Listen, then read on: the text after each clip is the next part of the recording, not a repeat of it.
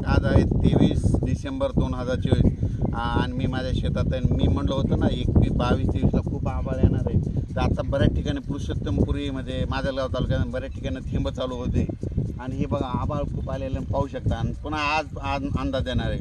राज्यात आज देखील म्हणजे आज 23 डिसेंबरला बऱ्याच ठिकाणी थोडाफार पाऊस पडणार आहे, कुठं थेंब येणार आहेत म्हणून हा अंदाज लक्षात येतात. पण राज्यातल्या सर्व शेतकऱ्याला सांगू इच्छितो की 23, 24, 25पर्यंत असंच वातावरण राहणार आहे, ढगाळ वातावरण राहणार आहे.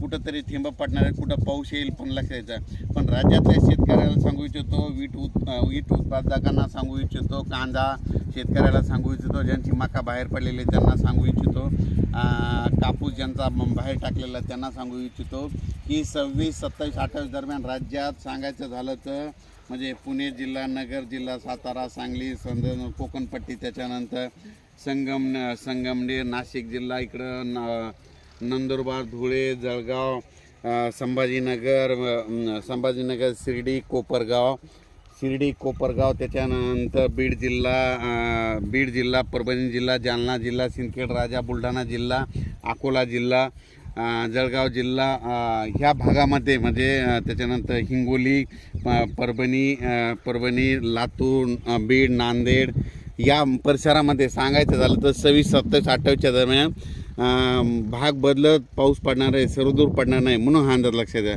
खास करून परत एक मेसेज दिलेला कशामुळे की राज्यामध्ये सांगायचं झालं तर की हा पाऊस म्हणजे या भागामध्ये पडणार आहे म्हणजे 26, 27, 28, 29पर्यंत वातावरण राहणार आहे. 30 तारखेपासून राज्यात परत थंडीला सुरुवात होणार आहे म्हणून हा अंदाज लक्षात द्या.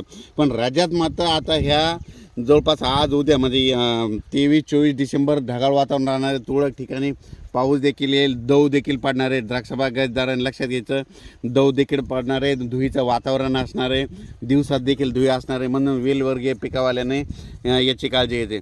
पण राज्यातल्या शेतकऱ्याला सांगू इच्छितं की राज्यामध्ये 26, 27, 28 डिसेंबर दरम्यान भाग बदलत या मधल्या पट्ट्यामध्ये मराठवाडा, पश्चिम महाराष्ट्र आणि उत्तर महाराष्ट्रात या पट्ट्यामध्ये पाऊस आहे. सर्वदूर नाही पण पाऊस येणार आहे निश्चित, हे अंदाज लक्षात येतं. आणि राज्यातल्या शेतकऱ्याला सांगितलं होतं की तुम्ही तुमची काळजी घ्या. खूप काय मोठा पाऊस नाही पण पाऊस येणार आहे, त्याच्यामध्ये धुया असणार आहे, दव असणार आहे, दव देखील असणार आहे म्हणून हे अंदाज लक्षात द्यायचा. अचानक वातावरणात बदलला लगेच उद्याच मेसेज देणार आहे. पण राज्यात आज बऱ्याच ठिकाणी आपल्या नातेवाईकाचे फोन येतील, आमच्या इथं थोडा पाऊस आला, थेंब पडले म्हणून हा अंदाज लक्षात द्यायचा. धन्यवाद.